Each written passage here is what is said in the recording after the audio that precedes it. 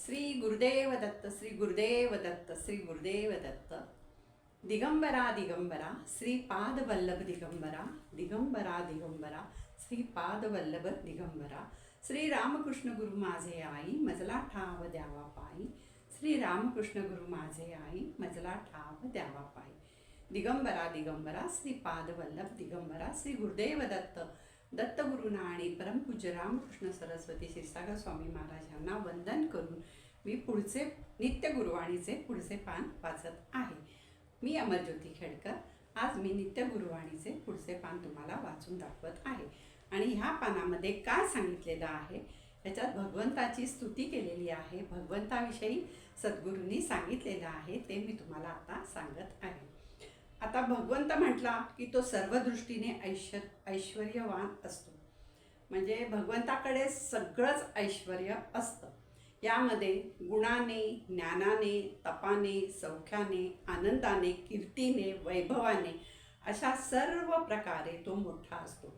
म्हणजे भगवंत कशा कशाने मोठा असतो ते सद्गुरूंनी सांगितलेलं आहे.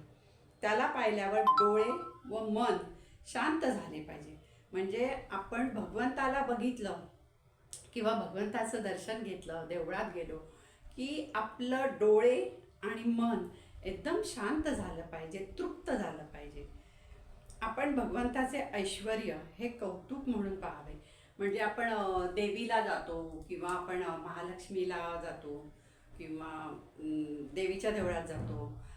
तिरुपती बालाजीला आपण तुम्ही काही जण गेलेले असाल तर तिथलं त्यांचं ऐश्वर्य जे आहे ते ऐश्वर्य इतकं सुंदर आहे.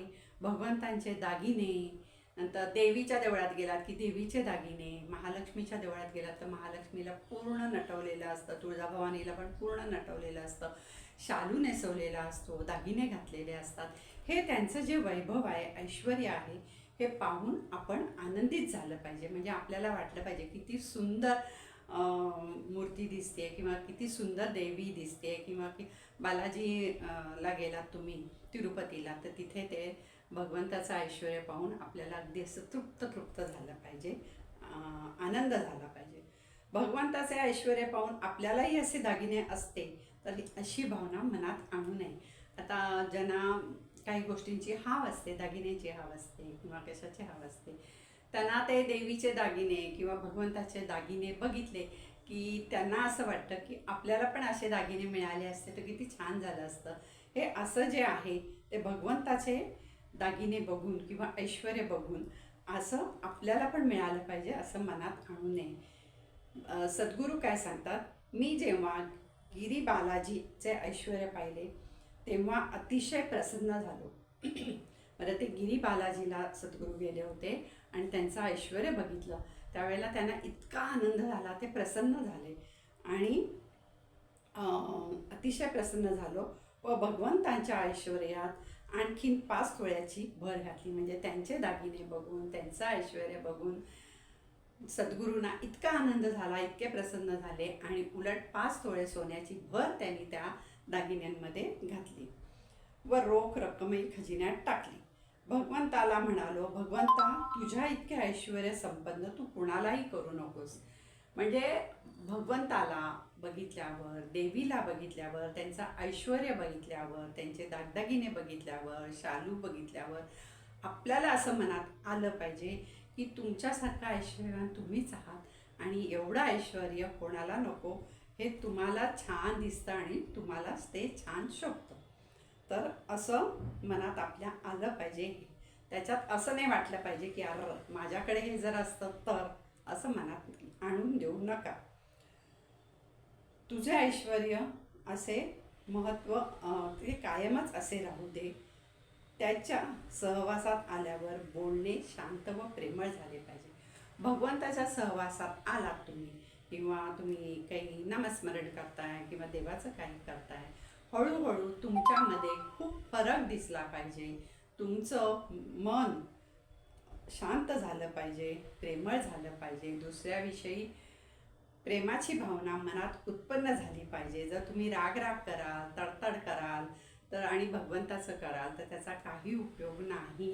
कारण हे सगळं करताना आपोआप तुमच्या शरीरात, मनात फरक झाला पाहिजे, ते शांत झालं पाहिजे, प्रेमळ झालं पाहिजे असे सद्गुरू म्हणतात.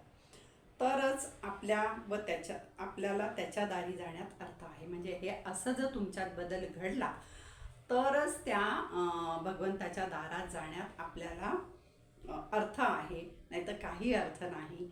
आपण मनात हाव ठेवायची, देवाजवळ खूप खूप, आता काही लोकांना सवय असते, जरा काय झालं की देवाजवळ, देवा मला हे पाहिजे, ते पाहिजे, ते पाहिजे असं मागतात.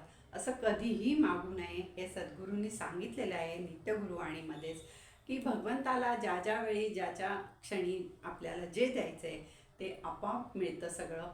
ते ते काहीही तुम्हाला मागावं लागत नाही. तुमच्या वेदना, तुमच्या काळजा ह्या भगवंताला कळतात.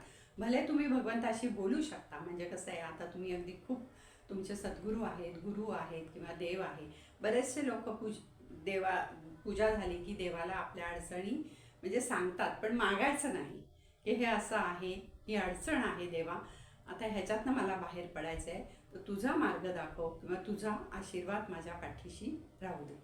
पण असं नाही म्हणायचं की हे मला पाहिजे, ते मला पाहिजे, हे असं झालं पाहिजे, तसं झालं पाहिजे, असं मागू नये.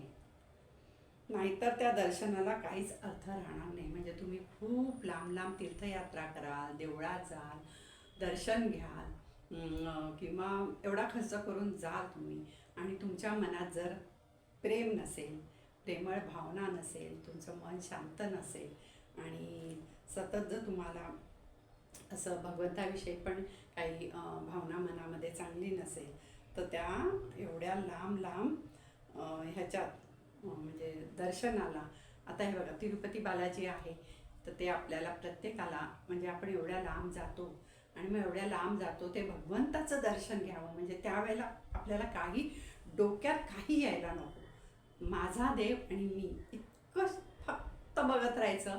आणि जे काय तुम्हाला तिथे 1 मिनटं 2 मिनटं दर्शन मिळतं ते तुम्ही तुमच्या मनात साठवून ठेवायचं, हृदयात साठवून ठेवायचं आणि ते परत परत आठवायचं. असं जर सगळं केलं तर तुम्हाला काहीही भगवंताकडे मागायची गरज पडत नाही. तुम्हाला जेव्हा वेळ येते, तुम्हाला जेव्हा पाहिजे असतं, तेव्हा भगवंत बरोबर तुम्हाला त्या वेळेला ते देतं. हां, पण प्रत्येकाच्या प्रारब्धावर अवलंबून असतं. जसं ज्याला योग्य वेळेला द्यायचं त्या वेळेला ते मिळतं.